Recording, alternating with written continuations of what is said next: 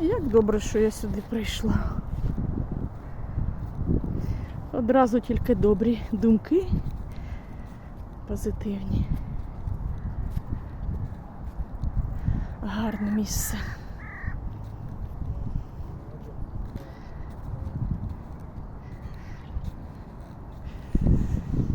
Я часто тут загорала і задоволена була. А навіщо кудись далеко їхати, якщо поруч все?